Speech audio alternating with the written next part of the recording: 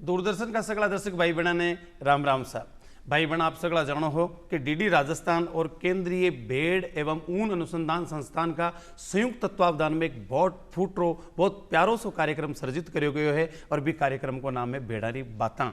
जिसका भाई बहन गाँव के मायने रहता में खेती के साथ साथ पशुपालन कर रही है। भी पशुपालन के मायने एक बहुत प्यारो सो एक बहुत फूटरो सो एक मासूम से एक जीव है भेड़। अगर बी को पालन करे और वो भी नया नवाचार के साथ, तो आपकी ज़िंदगी ने वो बदल सके है, आपकी ज़िंदगी का हर सपना पूरा कर सके, आपकी ज़िंदगी का हर पावंडा भर सके है। और भेड़ की है प्रकृति के लिए भी बहुत आवश्यकता है। एक दू है लोक संस्कृति में कि अजा सहेली ता रिपु ता जननी भरतार ता के सुत के मित्र को भजिए बारंबार। अजा नाम है बकरी को और बकरी की सहेली है भेड़। अजा सहेली ता रिपु, भेड़ को शत्रु है वो कांटादार बीज या धतूरो है, गोकरू है, भजीटो है, बरबूट है, क्योंकि वो बिका ऊन में लाग जाए और बिका ऊन में लाग और वो कई कई कोसों ताणी संचरण करते हुए दूसरी जगह भी आपका बीज बखेरे। तो बीज बड़ो महत्व है। तो भेड़ की जिसकी नस्ल है वे भी अच्छा बीज सु पैदा हुए। तो भेड़ का कौन कौन सा अच्छा बीज है, कौन कौन सी अपनी परंपरागत नस्लें हैं और कौन कौन सी विकसित नस्लें हैं। तो अब आपने राजस्थान का माए की नई विकसित नस्लें भी है।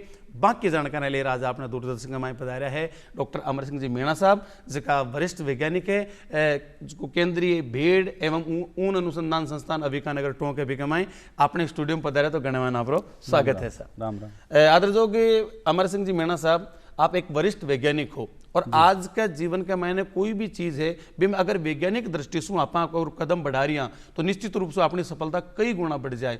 तो भेड़ा का बीज ने, भेड़ा की ब्रीड ने संवर्धित करवा के लिए आपका कौन कौन सा नया वैज्ञानिक प्रयास हुआ है बार? आपका बहुत अच्छा सवाल है, धन्यवाद सर। अविकानगर संस्थान किसानों के लिए लगातार 1962 से भेड़ों पर विभिन्न शोध कार्य कर रहा है। वर्तमान में हमारा जो सबसे अच्छी जो भेड़ की नस्ल है वो संस्थान में अविसान भेड़ है। अच्छा। अवि संस्कृत का वर्ड है जिसका मतलब होता है भेड़ और सान मतलब प्राइड। ये ऐसी भेड़ है जो एक बार में 2, 3, 4 बच्चे तक देती है। सामान्यतः हमारे भारत में जो भी भेड़ की नस्लें पाई जाती हैं, हम केवल 2 नस्लों को छोड़ दें, गैरोल और केंद्रपाड़ा भेड़ को, तो बाकी भेड़ की नस्लें ज़्यादातर एक बार में एक ही बच्चे को जन्म देती है। लेकिन अविसान जो भेड़ है वो एक बार में 2, 3, 4 बच्चों को भी जन्म देती है। वाह।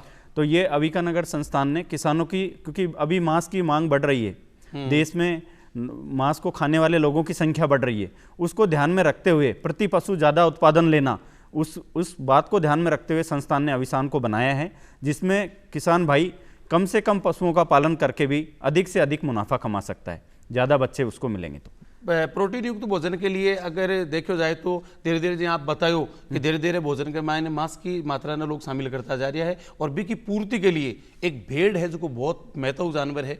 तो एक बात बताओ, आप जी बताया कि अविसान है इनकी नई नई नस्लें तैयार करी, लेकिन ब्यू पहली भी ऑलरेडी अपना राजस्थान का में कई बहुत अच्छी नस्लें है। जी हाँ, राजस्थान की भारत की मेरिनो किया करे, चोकला है, शेखावाटी है, नाड़ी है, आपकी मालपुरी है, आपकी जैसलमेरी है, एन की नस्लें हैं, फिर भी इन नई नस्लें तैयार करने की आवश्यकता क्यों पड़ी?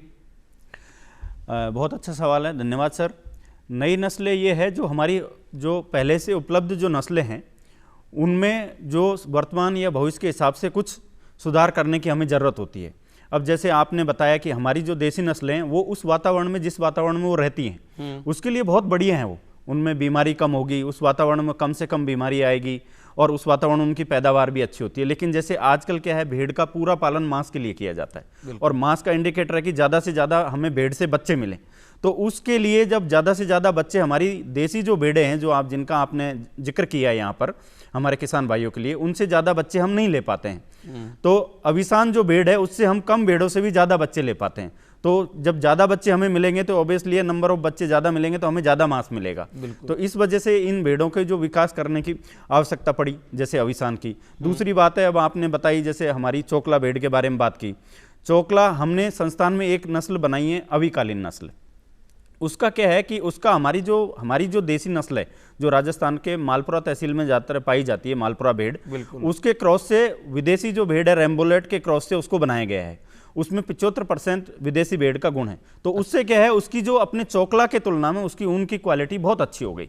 ऊन की क्वालिटी में सुधार हुआ। तो जो कारपेट जो बनाते हैं हम नापदे घरों में बिछाने वाले, तो उसके जो अविकालीन भेड़ की जो ऊन मिलती है वो उनसे बेटर है, अच्छी क्वालिटी की है, तो इसलिए हमने अविकालीन का विकास किया।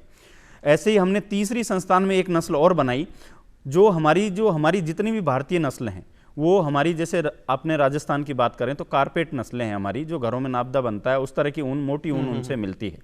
और हमारी जो कपड़े बनाते हैं या उस तरह की टेक्सटाइल क्वालिटी की जो ऊन है, उसके लिए हमने क्या है कि विदेश में जो सबसे अच्छी जो भेड़ है, जिनसे बढ़िया क्वालिटी की जो ऊन मिलती है, जो हम कपड़े के लिए यूज होती है, वो है मेरिनो भेड़ या रैम्बुलेट भेड़। तो हमने उन भेड़ों को लाकर, मेरिनो एंड रैम्बुलेट भेड़ के मेंढों को लाकर उनके अपनी चोकला और नाली से क्रॉस कराया, ताकि जो ऊन की जो क्वालिटी जिस कपड़े के लिए अपन को चाहिए, तो वो कपड़े की क्वालिटी उन ऊन में आए, तभी हम वो कपड़ा बना पाएंगे। तो इसके लिए हमने भारत मेरिनो भेड़ का संस्थान ने विकास किया, जिसकी ऊन, हमारी जो देसी भेड़ की नस्लें हैं 2 किलो हमें मिलती है, इसमें हमें 2.5 किलो ऊन भी इनसे मिल जाती है। दूसरी, ये भेड़ जो है, इसका वजन भी हमारी भेड़ों से थोड़ा ज़्यादा है। जो इसका बच्चा पैदा होता है वो औसतन 4 किलो का होता है। 6 महीने में इसका 27 किलो वजन हो जाता है, 12 महीने में इसका 35-36 किलो वजन हो जाता है। और ये हमारे जो संस्थान के 2 क्षेत्रीय केंद्र हैं, एक हमारा हिमाचल प्रदेश में है, कुल्लू जिले के पास है, दूसरा हमारा तमिलनाडु में है, कोडई कैनाल रीजन में। वहाँ पे ये नस्ल, क्योंकि इसको ठंडा वातावरण चाहिए, भेड़ की ये जो ऊन की जो गुणवत्ता है वो ठंडे वातावरण की वजह से आती है, तो इस भेड़ को वहाँ पर पालन किया जा रहा है, ताकि हमारी इस ऊन की जो मांग हमारे देश के है वो हमें मिले, इसलिए संस्थान ने इसका विकास किया है। और भी आप देखो तो भेड़ को अगर भी को निर्माण देखा, भी का शरीर को ढांचो देखा, तो यहाँ लगा है कि भेड़ हुई ठंडा प्रदेश में पैदा हुई, क्योंकि बी के ऊपर जो सघन ऊन है, ये आपने भी बैल पाया जाए, गायां पाई जाए, और एक पहाड़ी जटे बर्फ ज्यादा पटे देखा तो वो याक पायो जाए, वो भी एक बैल ही है, पहाड़ी बैल है, लेकिन बी के ऊपर ज्यादा बाढ़, क्योंकि ठंड से बचवा के लिए, तो निश्चित रूप से लागे भेड़ के ऊपर अतरी बाढ़ है, तो इलिए ठंडा प्रदेश में या पैदा हुई जनाई वो जो प्रसंस्करण कर रहे हो, वो भी ठंडा प्रदेश का मायने कर रहे हो। हाँ, बिल्कुल सही बोला आपने। वो उनका वहाँ पे उस वातावरण में जो सर्दी वाला वातावरण है, उससे बचाने के लिए उसमें बहुत उपयोगी है, और उस सर्दी के कारण ही उसकी फाइबर की जो गुणवत्ता है वो बहुत अच्छी होती है। और इलिए भेड़ का जो बच्चों है बिन उन्यूक है, मतलब ऊन दे बड़ो जी, यस, क्यों उन्यू छोटो बच्चों है, पर धीरे धीरे वो जाता मेढो भी हो जाए। और मेढो है जो आगे यहाँ बताया कि एक तो अविसान है, एक अविकालीन है, और एक भारत मेरिनो है। जी जी, अविकालीन, अविसान और भारत मेरिनो, मोटा मोटी देखा जाए तो तीनों का अलग अलग अगर आप देखा तो काम कई अंतर है, कई उद्देश्य का। जी, देखो, तीनों ही नस्लें जो है संस्थान ने विकसित की है, तीनों का अपना एक उद्देश्य है, एक मांग के आधार पर इनका विकास किया है। जैसे अविसान का मैंने बताया है, कोई किसान भाई जिसके पास अच्छे संसाधन हैं, अपने घर पे अच्छे उसके चारे की व्यवस्था है, घर पे पालने की व्यवस्था है, उसके पास संसाधन बढ़िया हैं उसके पास, और वो जंगल में नहीं जाना चाहता और घर पे ही कम भेड़ों का पालन करके ज़्यादा से ज़्यादा मुनाफा कमाना चाहता है, तो वो अविसान का पालन करे जी। और जैसे किसी भाई को अगर हमारी जैसे वजन भी अच्छा चाहिए और ऊन थोड़ी क्वालिटी बढ़िया चाहिए, तो उसको हमारी जो अविकालीन भेड़ है उसका वो पालन करे। और जैसे मैंने अभी बताया, जैसे ठंडे प्रदेशों में हमारे भाई है, जैसे हिमाचल में है या साउथ में जो हम उसके रीजन है, जिनको बढ़िया टेक्सटाइल क्वालिटी की ऊन चाहिए, क्योंकि उसका थोड़ा मांग भी उस हिसाब से है और थोड़ा प्राइस भी ज़्यादा मिल रहा है, तो उसको हमारे भारत मेरिनो भेड़ पालन करना चाहिए। जी, मैं एक भेड़ पालक हूँ और मैंने अविकालीन या अविसान कोई सी भी नस्ल की भेड़ पालनी है, तो मैं भी नस्ल की भेड़ कट्ठे खरीदूं और भी के लिए कई प्रक्रिया मैंने कट्ठे जाना पड़ सी।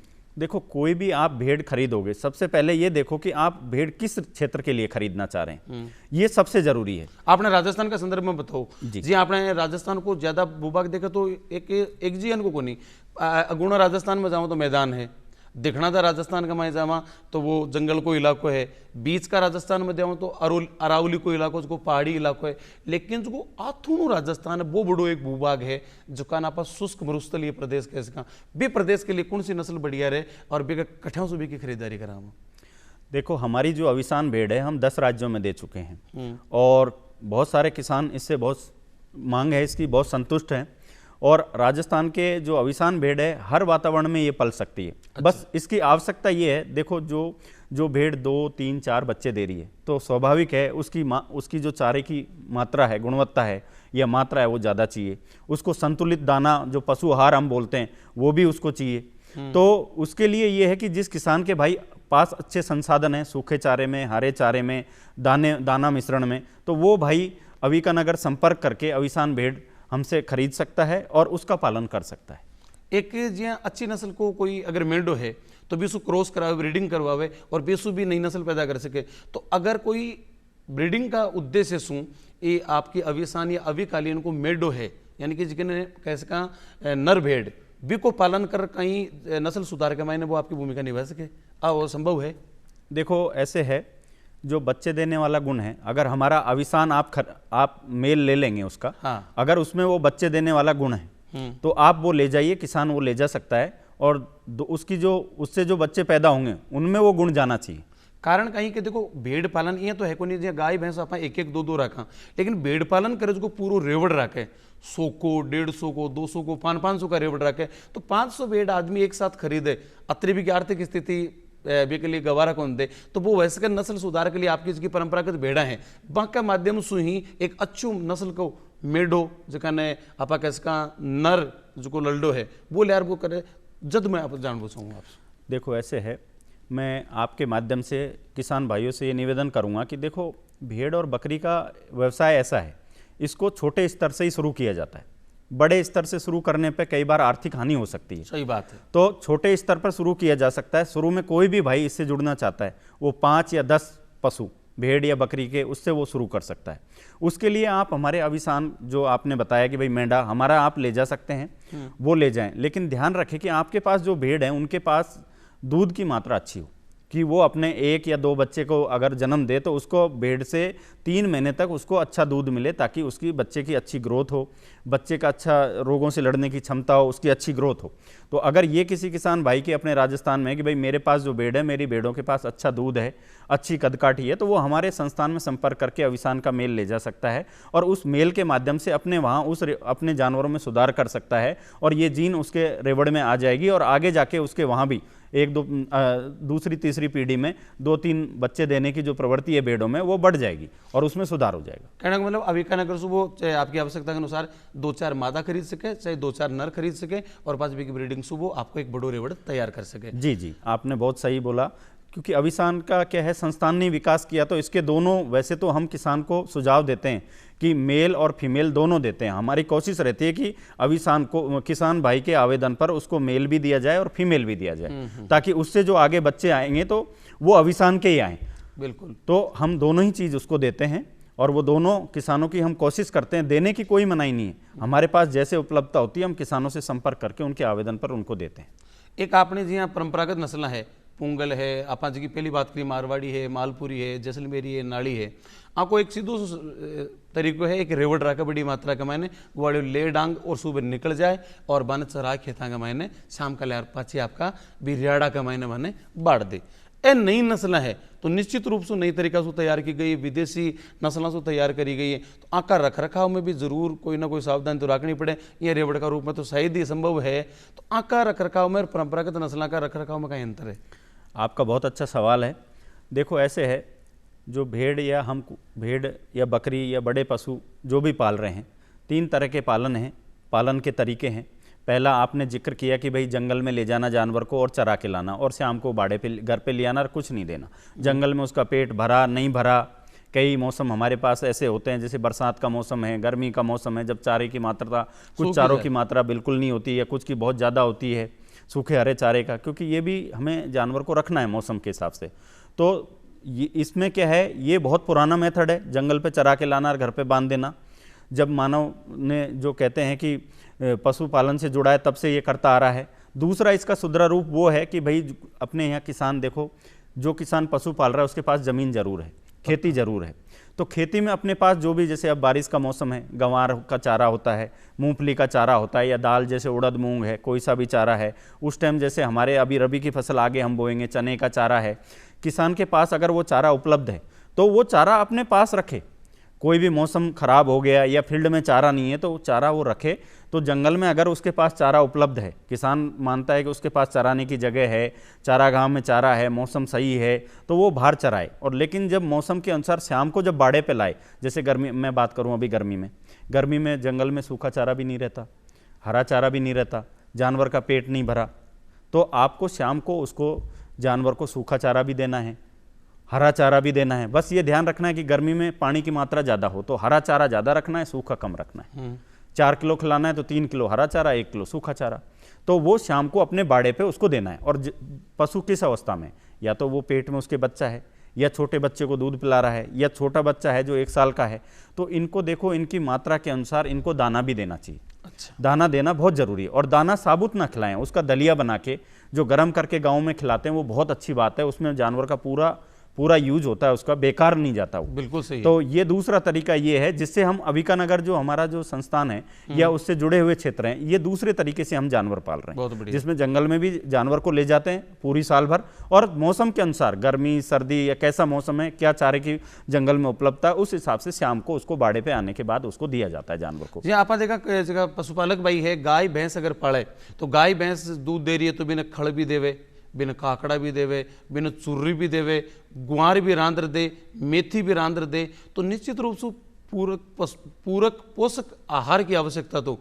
आने भी तो जरूरत पड़े, भेड़ा ने भी, बकरियां ने भी। तो जी हाँ, खड़ काकड़ा चुर्री गुआर वो गाय भैंस के लिए है। तो आपा जो बताया कि आपके जी अभी शान है पर 4-4 5-5 बच्चे लावे तो बिकली भी दूध की भी आवश्यकता ज़्यादा पड़े।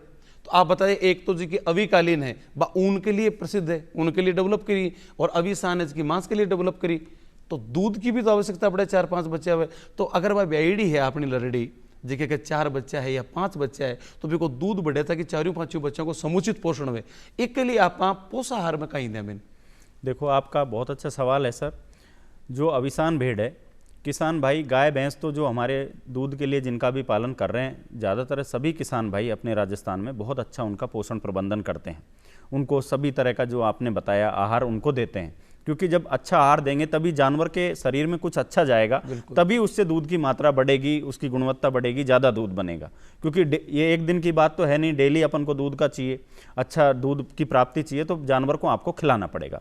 तो देखो गाय भैंस में तो सब खिलाते हैं, भेड़ बकरी में अभी किसान खिलाते हैं, लेकिन संतुलित आहार की मात्रा बहुत कम है।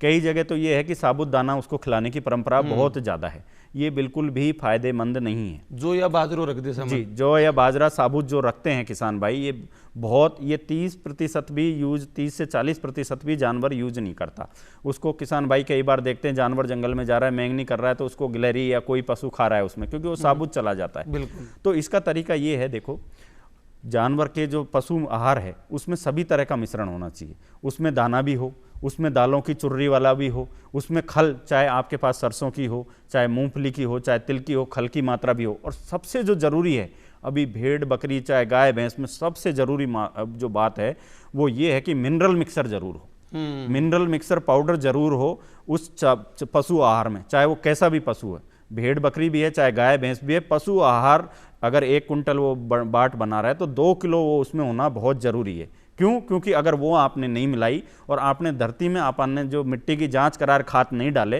तो धरती में जो चीज़ नहीं होगी वो स्वाभाविक है, वो हमारे पेड़ पौधों में जो भी हम फसल ले रहे हैं उसमें भी नहीं आएगी, स्वाभाविक है। तो फसल ले रहे हैं उसमें नहीं आएगी तो चारे में भी उसकी कमी हो जाएगी, दाने में भी कमी हो जाएगी। तो वो कमी कुछ समय तक तो जानवर सहनशीलता होता है, लेकिन जब कमी ज़्यादा हो जाती है तो फिर कुछ ऐसे आते हैं कि जानवर हीट में नहीं आ रहा, या हाँ वो उसकी ग्रोथ अच्छी नहीं हो रही, हीट में नहीं आ रहा, जानवर से किसान को पैदावार नहीं मिल रही। तो पशु आहार का स्पेशल ये जो मिनरल मिक्सर है पशु आहार में, उसका विशेष ध्यान रखे किसान भाई।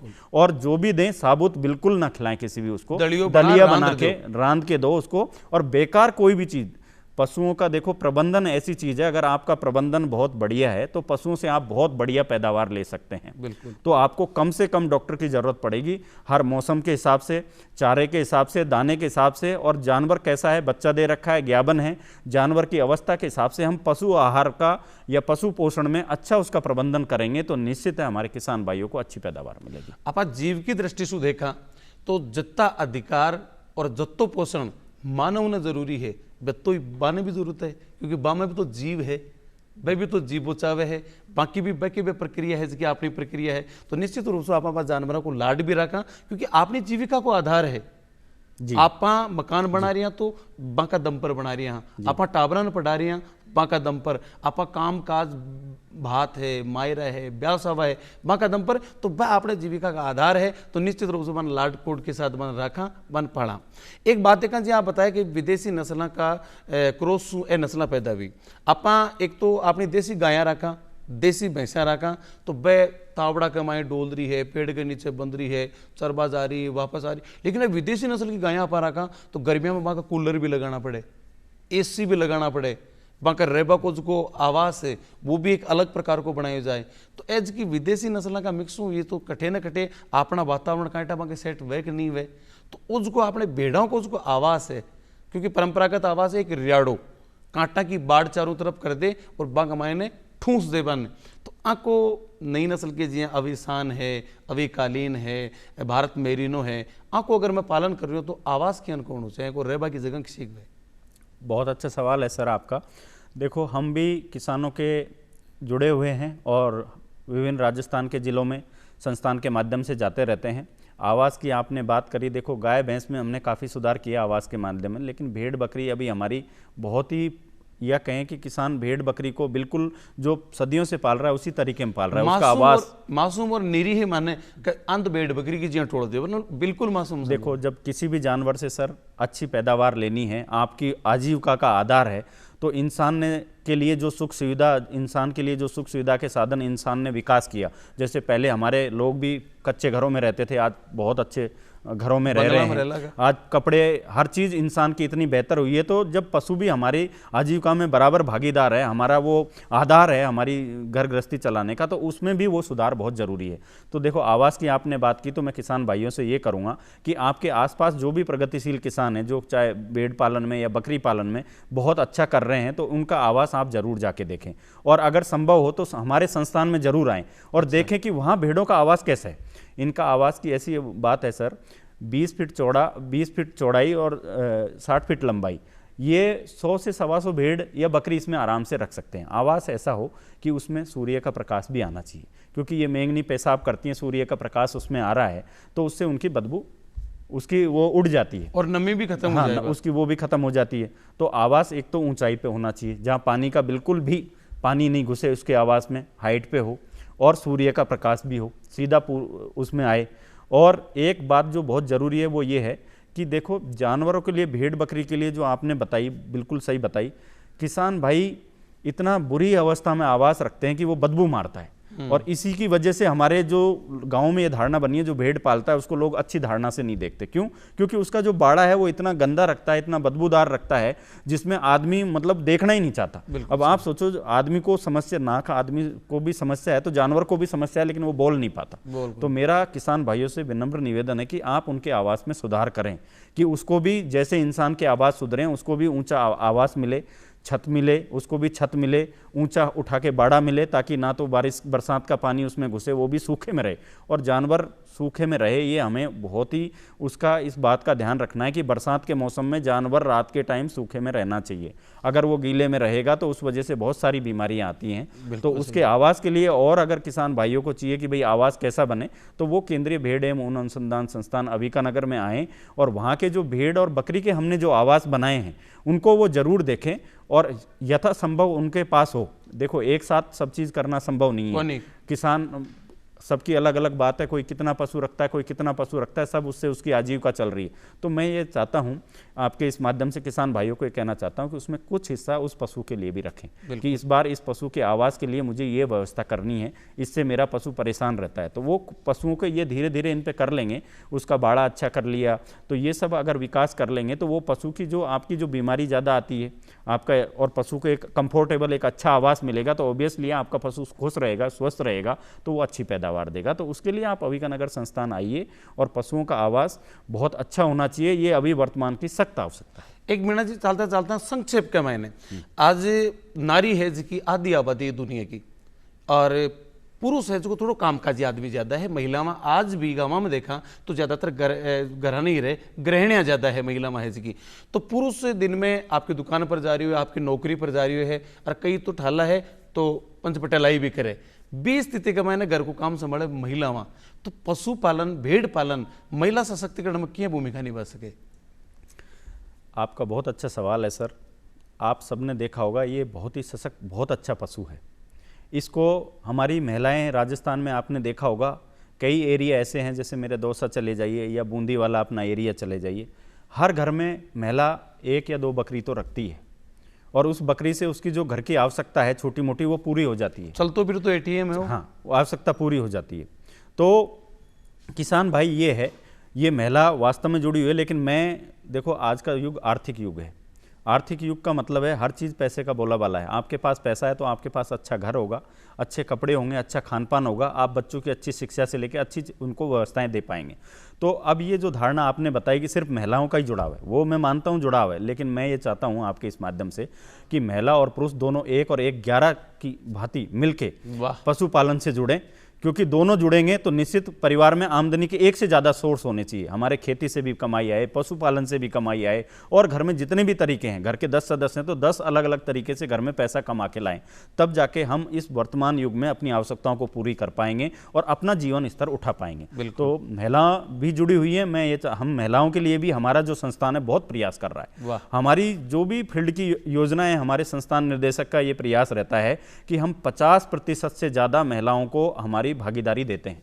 हमारे चाहे प्रशिक्षण कार्यक्रम हो, चाहे संस्थान में कोई भी हमारी किसान गोष्ठी हो या मेला कार्यक्रम हो, या हम फील्ड में जाके काम करते हैं, हम किसी महिलाओं को, गरीब महिलाओं को आर्थिक उत्थान के लिए जैसे भेड़ों वितरण करते हैं, हम 3 भेड़ दे दी, 1 मेल दे दिया, या बकरी 2 बकरी दे दी, तो हम उसमें महिलाओं को ही प्रायोरिटी देते हैं, क्योंकि आपकी इस बात का हम मानते हैं कि महिला को दिया जानवर उसका हमें रेस्पॉन्स बहुत अच्छा मिलता है, क्योंकि महिला में एक भावनात्मक के जुड़ाव है भी, जानवर ने आपका परिवार को सदस्य माने और पूरी केयर के साथ, पूरी सावधानी के साथ भी पढ़े। तो भाई बहना ओह आपनो आज रो कार्यक्रम भेड़ा री बाता और एक हमें खास महत्व जानकारी दी आपने डॉक्टर अमर सिंह जी मीणा साहब। और मीणा साहब आप जानकारी दी वास्ते आपने घना घना रंग घना घना धन्यवाद। भाई बहना फिर मिलसे एक नया पावना और भेड़ा से संबंधित नई बातन लेर। जब तक हम आपसे इजाजत, राम राम सा।